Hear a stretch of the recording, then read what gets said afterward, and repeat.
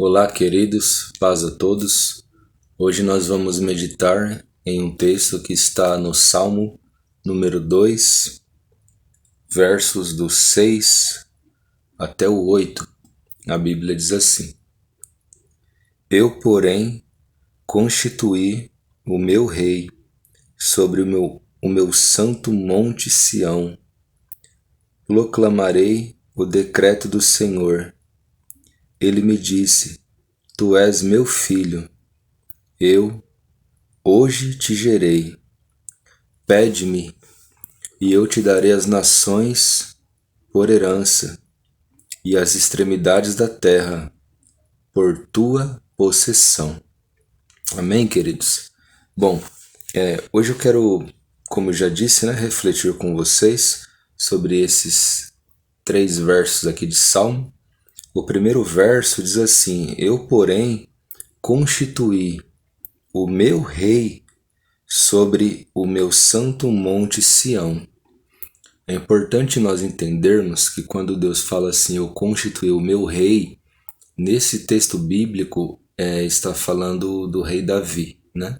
Mas o rei Davi, ele também prefigura a Cristo, né? Ele aponta para Cristo. Até porque a promessa que Deus faz a Davi, de que viria um que se assentaria no trono de Davi para sempre, essa promessa ela faz referência justamente a Jesus, né? E quando o texto diz eu, porém, constituí o meu rei, nós podemos entender também que Deus está dizendo, além de Davi, né? Deus está dizendo, eu constituí o meu rei Jesus, né? Sobre o meu santo monte Sião. O santo monte Sião, queridos, ele era uma colina que ficava ao norte de Jerusalém. E a importância dessa colina era muito grande, porque ali, naquele lugar, ficava o templo, né, onde Deus ele era adorado. Né? Então nós percebemos aqui que Deus constituiu o seu rei, Jesus, sobre o santo monte Sião, ou sobre o monte da adoração. O que significa isso? Significa que há um rei chamado Jesus, e ele é o rei no local de adoração. Ou seja, em qualquer lugar de adoração, Jesus ele é o rei. Em qualquer lugar onde a adoração é prestada, essa adoração deve ser dada a este rei, ao rei Jesus. Um dos objetivos do diabo é gerar nas pessoas a idolatria, para que elas adorem outras coisas e não adorem a esse rei. E nós devemos tomar muito cuidado porque a idolatria, às vezes, ela é escandalosa, mas às vezes, irmãos, ela é bem sutil. Né? Às vezes eu vejo algumas religiões sendo criticadas por adorar imagens, né? Enfim, mas existem muitos cenários, até mesmo dentro do protestantismo, né? Até mesmo em meio aos cristãos protestantes, onde nós cometemos idolatria. Quando nós adoramos ao marido mais do que a Deus, no caso das mulheres, né? Quando no caso dos homens adoram mais as suas esposas do que a Deus, ou quando pai e mãe adoram mais ao filho e ama mais o filho do que a Deus, isso é idolatria, né? Quando nós imaginamos um super pregador que nós admiramos tanto e valorizamos mais a pregação dele e ouvimos mais a pregação dele, né, do que lemos as palavras de Jesus e o Sermão do Monte, por exemplo, de Mateus a partir do capítulo 5. Né? Isso é idolatria. Né? Quando eu admiro demais um cantor a ponto de não louvar a Deus, mas cantar aquelas canções que aquele cantor canta sem nenhum entendimento, estou cantando aquilo, mas só canto porque gosto daquele cantor. Isso é um louvor ao cantor, né? E não a Deus. Né? Então nós somos muito tentados de várias formas, desde as mais sutis até as mais gritantes, a ser idólatras. Somos tentados a ser idólatras e não a dar ao rei do Monte Sião toda a adoração que é devida. Somente Jesus é digno de adoração. Somente o Cordeiro que venceu é digno de adoração. Somente aquele que está sentado no monte da adoração é digno de adoração. Ele está lá sentado, dominante sobre o Monte Sião. Só ele pode ser adorado. Ele deve ser o objeto da nossa adoração nos cultos. Somente ele. Eu não devo ir para um culto feliz porque um certo pregador estará ali. Eu não devo ir para um culto contente porque um certo grupo, uma certa banda estará ali tocando. Não, queridos.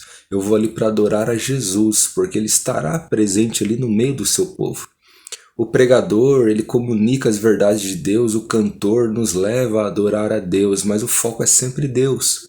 O foco é sempre Jesus.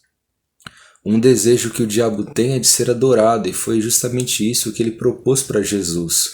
Ele mostrou para Jesus as glórias do mundo e disse para Jesus: olha, tudo isso eu vou te dar se você prostrado me adorar. Mas Jesus falou assim: olha, somente ao Senhor teu Deus adorarás e só a ele servirás. Somente Deus pode ser adorado. Lá no livro do Apocalipse, João, depois de receber as visões que um anjo lhe deu, João se prostrou para adorar o anjo. E o anjo disse assim: João, se levanta, eu sou um servo igual a você, adora somente a Deus.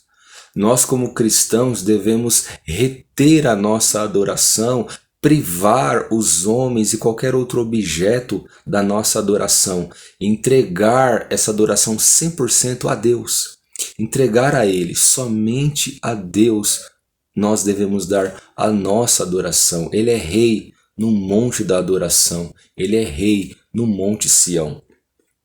O verso 7, queridos, diz assim: proclamarei o decreto do Senhor. Ele me disse: tu és meu filho, eu hoje te gerei. Que maravilhoso. Esse texto aqui, irmãos, ele fala sobre algo que o pai está falando com o filho. O pai disse assim ao filho: olha, tu és o meu filho. Primeiro, há uma confirmação aqui de que o filho de fato é o filho. Há uma confirmação aqui de que Jesus, ele é o Filho de Deus. Paulo, em suas epístolas, ele comenta muito sobre Jesus, o Filho de Deus. Os apóstolos, em Atos capítulo 2, pregam muito sobre Jesus. Inclusive, é citado em Atos capítulo 13, esse mesmo texto, falando sobre a ressurreição de Jesus, dizendo assim: tu és o meu filho, eu hoje te gerei. Então, Jesus, ele é o Filho de Deus. Às vezes eu vejo algumas pessoas questionando e dizendo que Jesus não era o Filho de Deus, Jesus era somente um profeta, ou Jesus era somente um bom líder, ou ele era somente um homem bom. Não, queridos, Jesus era muito mais do que um bom líder, muito mais do que um profeta, muito mais do que uma figura influente na história da humanidade. Jesus, ele não era, ele é o Filho de Deus. Jesus, ele é o Filho de Deus, o que coloca em uma categoria muito mais elevada do que a categoria de qualquer outro homem. Em João, capítulo 3, versículo 16, diz assim, que Deus amou o mundo de tal maneira que deu o seu Filho unigênito, o seu único Filho, Jesus, para que todo aquele que nele crê não pereça, mas tenha a vida eterna. Nós, depois que éramos inimigos de Deus, fomos reconciliados com Deus por meio do seu único Filho. Até então nós éramos inimigos de Deus, criaturas condenadas ao inferno. Mas Deus nos reconciliou e nos adotou para que a gente fosse também filho de Deus, mas por meio do único Filho, do Filho unigênito, Jesus. Ele é o Filho de Deus e a Bíblia declara isso. Agora vem algo bem curioso que diz assim: olha, hoje eu te gerei. Estranho isso, Como assim, hoje te gerei? Dá a impressão que lá no início o pai existia, mas o filho não existia. E que o pai, de um modo esquisito e estranho, gerou Jesus e disse assim: hoje eu te gerei. Algumas pessoas entendem que Jesus, por causa desse versículo aqui, desse verso aqui, ele teve início. Algumas pessoas entendem que Jesus não é Deus porque ele foi criado, Mas isso, queridos, é um grande erro, porque se Jesus ele foi criado, ele não pode ser considerado como Deus. Se nós cremos em Jesus como Filho de Deus, Deus coigual com o Pai, Deus semelhante ao Pai, semelhante ao Espírito, Jesus não pode ter sido criado. Por quê? Por quê, Piotr? Porque não existe nada criado que seja Deus. Deus é aquilo que não foi criado. Deus é o Criador. O restante que foi criado, as criaturas, não são Deus e não podem ser Deus. Portanto, se Jesus ele fosse criado, como alguns interpretam que ele foi criado aqui nesse versículo, Jesus não seria Deus. Ele seria uma criatura. Quando esse texto fala assim, olha, tu és meu filho e hoje te gerei, ele traz para nós duas ideias. A primeira ideia é que esse texto se cumpre lá quando Jesus milagrosamente é gerado no ventre de Maria pelo poder do Espírito Santo. Ali o pai poderia ter dito a ele, tu és o meu filho e hoje eu te gerei. Quando ele cresce, faz mais ou menos 30 anos de idade, ele é levado ao Jordão e ele é batizado por João Batista. E o céu se abre, o Espírito desce como pomba sobre ele, e se ouve uma voz do céu dizendo, este é o meu filho amado, em quem me comprazo. Então, uma das interpretações corretas para esse texto é que isso se cumpre quando Jesus é gerado ali no ventre de Maria. E Deus falou, tu és o meu filho, eu hoje gerei você. Mas não que Jesus começou a existir ali, Jesus já existia muito antes. É interessante que João Batista era mais velho que Jesus. E João Batista falou assim, olha, antes que eu existisse, ele já existia. Ou seja, Jesus nem estava no ventre de Maria e já existia. E Jesus falou, olha, eu existo antes de Abraão. Antes que Abraão existisse, eu já existia. Quando Jesus falou isso para os fariseus ficaram malucos, né? Falou, você tá doido, você tem demônio, né? Eles falaram isso para Jesus, você acredita? Você tem demônio, Jesus, porque você não tem nem 50 anos. E você diz assim que antes que Abraão existisse, Abraão viveu há muito tempo atrás, você já existia. Né? Só que eles achavam que a vida de Jesus se resumia à sua data, entre aspas, de nascimento, quando ele saiu do ventre de Maria. Só que não, Jesus já existia muito antes disso. Né? Em João capítulo 1, verso 1, diz assim que no princípio era o verbo, a palavra grega logos, faz uma referência a Jesus. Né? No princípio era o verbo estava com Deus e o verbo era Deus. O verbo era Deus, Jesus era Deus. No princípio, todas as coisas foram feitas por ele, e sem ele nada do que foi feito se fez. Ou seja, tudo que existe, céu, terra, mar, estrelas, sol, galáxia, lua, cometas, buracos negros, tudo foi feito por meio de Jesus, foi feito por ele. Ou seja, antes da criação, Jesus ele já existia. Né?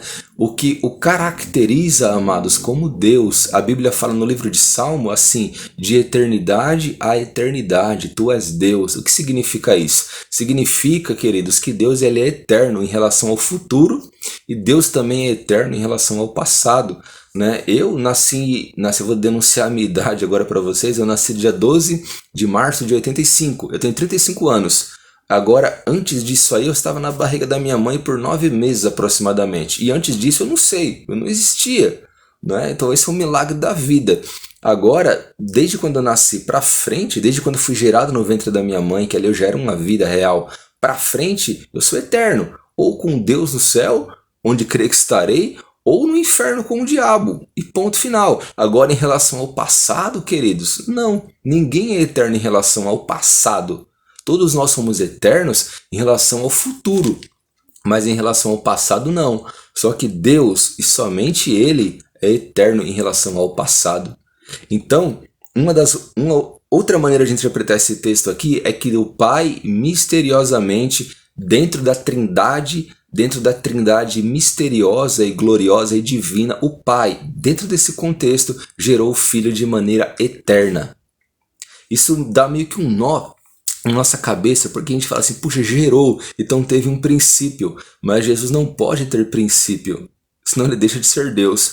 Então essa geração aqui, alguns teólogos entendem também como a geração eterna de Deus. Né? Deus gerou seu Filho de maneira eterna, não houve um princípio dessa geração, houve uma geração, mas ela é eterna. Eu sei que isso pode meio que explodir os nossos miolos, né? Que a gente não consegue encaixar isso na nossa cabeça. E isso é bom, porque mostra que quem é Deus é Ele e não nós. né? Nós não devemos racionalizar tudo sobre Deus, mas certo é que a Bíblia diz assim: tu és o meu filho e hoje eu gerei você. Então nós temos a certeza de que ele é gerado por Deus e que ele é gerado pelo Pai, né? E que ele é Deus, semelhante ao Pai, né? Glória a Deus por isso. E agora eu quero encerrar com o verso 8 que diz assim: pede-me, né? Pede-me, o pai dizendo ao filho: pede-me, e eu te darei as nações por herança e as extremidades da terra por tua possessão. Queridos, eu creio que Jesus, ele fez essa oração aqui. Jesus era um homem que orava muito. Era um homem que orava, passava noites inteiras em oração. E certamente ele orou ao Pai. Ele orou ao Pai. Em João 17, ele faz uma oração que é bastante semelhante a essa, quando ele diz assim: Pai, eu te louvo porque tu guardastes aqueles que o Senhor me deu, né? E aqui ele diz assim: pede-me e eu te darei as nações. Certamente Jesus orou pelos seus. Antes de Jesus sair para escolher os seus discípulos, ele orou, ele passou a noite em oração. Então pela manhã ele saiu e começou a chamar pelas praias Tiago, João, Simão, começou a chamar os seus depois que ele orou. Então certamente Jesus orou dizendo: Pai, dai-me as nações. E Deus, ele tem atendido a oração de Jesus, levado multidões, multidões, multidões de diferentes nações, povos, tribos e línguas a crer em Jesus, a ir até Jesus, de maneira, queridos, que hoje o cristianismo é a maior religião do mundo, né? E muitos creem em Jesus, nações têm crido em Jesus, esse evangelho tem sido pregado em muitíssimas nações. E glória a Deus por isso, que Deus, ele tem nos lançado ao pó. Deus tem feito com que a gente diminua e tem dado ao seu Filho Jesus a glória devida. E nós que podemos aprender tão pouco conosco mesmo, né? Como nós falhamos tanto, e podemos aprender tanto com Jesus, tantas coisas perfeitas e maravilhosas com Jesus, nós também podemos tomar posse desta oração para nós como prática de vida e começar a orar e falar assim: Senhor, na tua palavra está escrito assim: pede-me e eu te darei as nações por herança e as extremidades da terra por tua possessão. E começar a orar nesse sentido e falar: Senhor, o Senhor disse isso lá no Salmo 2, verso 8, eu estou aqui agora orando, te pedindo a conversão da minha esposa. Senhor, eu estou aqui agora orando e pedindo a conversão do meu marido. Senhor, estou aqui agora orando e pedindo a conversão do meu filho que está nas drogas e no álcool. Senhor, eu peço a Ti a conversão dos meus parentes. Senhor, eu peço a Ti a conversão dos meus vizinhos. Abra os olhos deles, Senhor, para que eles venham ver a luz do Evangelho. A Bíblia fala, Senhor, que o Deus desse século cegou o entendimento dos incrédulos para que não creiam na luz do Evangelho. Abra os olhos deles. Queridos, se você tem um desejo por ganhar alma, se você tem um desejo para que vidas e mais vidas venham se curvar a Deus através da sua vida, e tudo isso para a glória de Deus, você pode já começar orando e falando: Senhor, Tu disseste, e se nós pedíssemos, o Senhor nos daria. Não te peço riqueza, não te peço bens, peço a Ti semelhante ao que Salomão pediu. Quando tu aparecestes a Salomão, Senhor, tu falou assim: Salomão, o que você quer? Salomão, Senhor, não te pediu riquezas, não te pediu honra, glória, não te pediu nada disso, te pediu sabedoria para conduzir o seu povo. Então você pode orar, irmão, e falar assim: Senhor, eu peço a Ti almas, eu peço a Ti sabedoria para cuidar dessas almas. Senhor, não te peço glória, nem fama, isso é tudo coisas que vão para o lixo, porque eu nem sou digno disso, isso tudo é seu, somente a Ti pertence, Senhor. Então dai-me as nações, dai-me almas, e assim eu serei útil na vida. A Bíblia diz em Provérbios: aquele que ganha almas, sábio é, sábio é. Então vamos copiar, queridos, essa oração de Jesus, dizendo: Senhor, dai-me, dai-me, Senhor, as nações por herança, dai-me as nações, dai-me almas, dai-me as almas dos homens. Uma vez um pregador, irmãos, ele se hospedou na casa de um homem, e esse homem que hospedou o pregador começou a observar que o pregador não comia, não ficava para as refeições, só ficava dentro da igreja. E ele estranhou aquilo e foi lá na igreja procurar o pregador, e quando ele chegou lá, o pregador estava prostrado no púlpito, orando e chorando e agonizando, e ele estava totalmente ali prostrado, orando a Deus. Então aquele homem chegou perto do pregador e tocou no ombro dele. E quando tocou no ombro dele, esse pregador estava suado, a camisa pegada à sua veste, né, lutando com Deus em oração. Então aquele pregador virou para o homem que o tocou e quando olhou para o homem, a luz do rosto dele resplandecia. E ele olhou para o homem e disse assim: amigo, irmão, ore comigo, porque eu não posso viver sem que Deus me dê as almas desta cidade. Eu morro se Deus não me der estas almas. E ele orou, queridos, orou. Por 3 dias não comeu e não bebeu. Orou. E quando chegou a noite, ele não era um pregador eloquente, não era um pregador tão intelectual, mas era um homem de oração. E quando ele chegou para pregar à noite, Deus trouxe muitas pessoas daquela cidade. O culto ficou cheio de almas perdidas. E ele começou a pregar.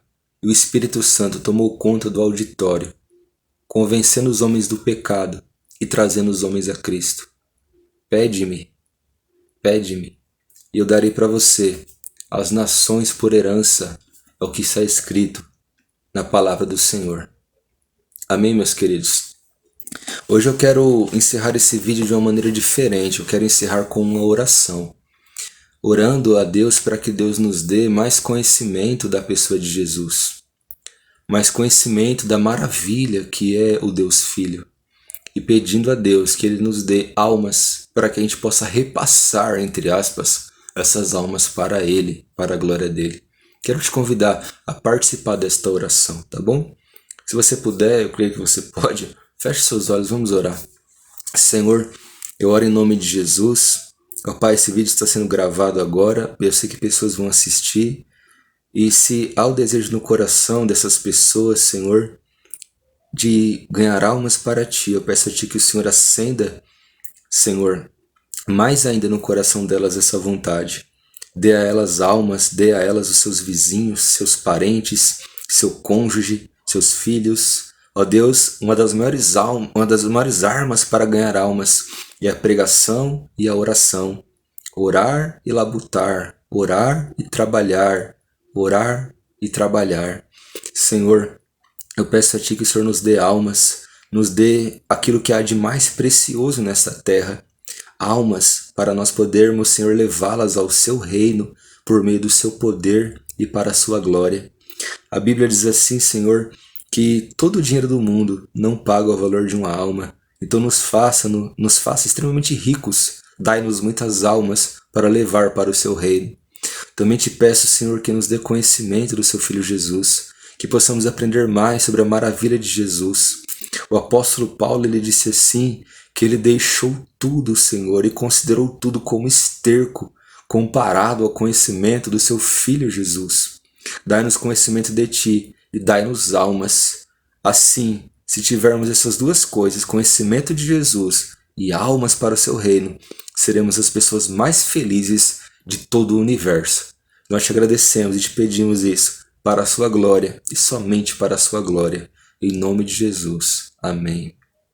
Que Deus abençoe você, a mim, nossas famílias e nossas vidas, tá bom?